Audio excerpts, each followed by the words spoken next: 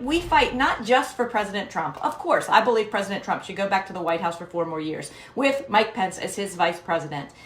But this isn't about President Donald J. Trump. This is about the integrity of our electoral process and the trust that the American people have in it. So we will keep fighting to keep Arizona great and to keep America great.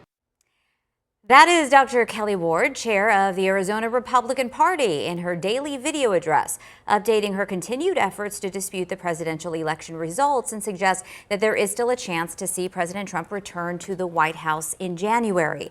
Now, these efforts have involved a number of lawsuits, the latest directed at Vice President Mike Pence. So joining us now for some perspective is Dr. Thomas Volge, professor of political science in the School of Government and Public Policy at the University of Arizona. So Professor, thanks so much for your time. Happy New Year to you. Please explain from your perspective how unusual this action is being taken by the party head here in Arizona, joining along with the congressman out of Texas. Well, Olivia, it's not only unusual, it's also impossible. This lawsuit asks the Vice President of the United States to do something that he's not allowed to do either by federal law or by the Constitution of the United States.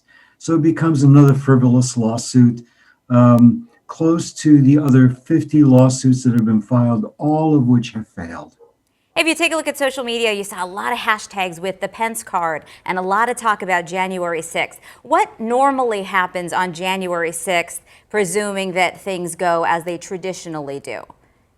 Normally what happens on January 6th is that the Congress simply accepts what the Electoral College has done. And that has been the case for hundreds of years. We're probably going to have that happen again this time, except a few people will object. There will be some contention, there will be more division, and then the outcome will be exactly the same as has been in the previous elections.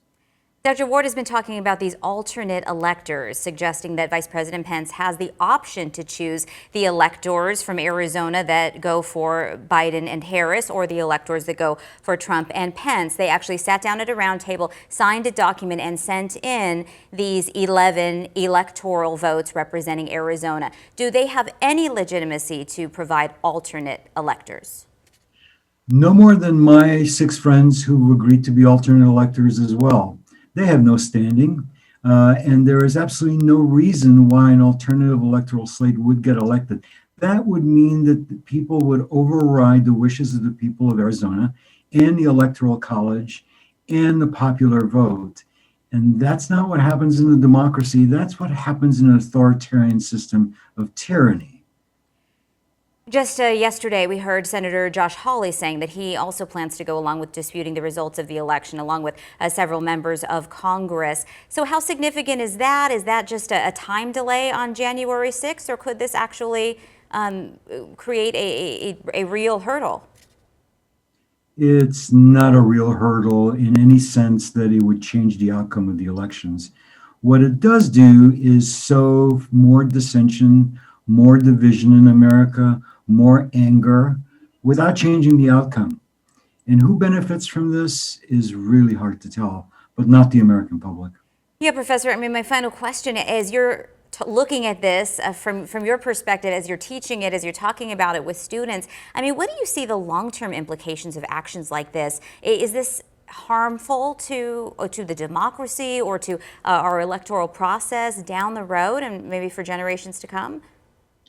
We've overcome bigger challenges than this, but it gets harder. And if Americans want Democrats and Republicans to come together, they need to come together, not take positions that makes it much, much more difficult for them to cooperate across the aisle. My students think that Congress is dysfunctional. It is. They've got good insight into that. It's exactly because of these kinds of actions that are not likely to go anywhere, but just make it more difficult for people to work together. That's not how we're supposed to work in democracy. You probably barely have time to teach anything in the past because there's so much going on right now with your students to be talking about. It is a remarkable time. Professor, thank you very much for your time and perspective this morning. We appreciate it. Professor Volge, and Happy New Year to you. Happy New Year to you, Olivia.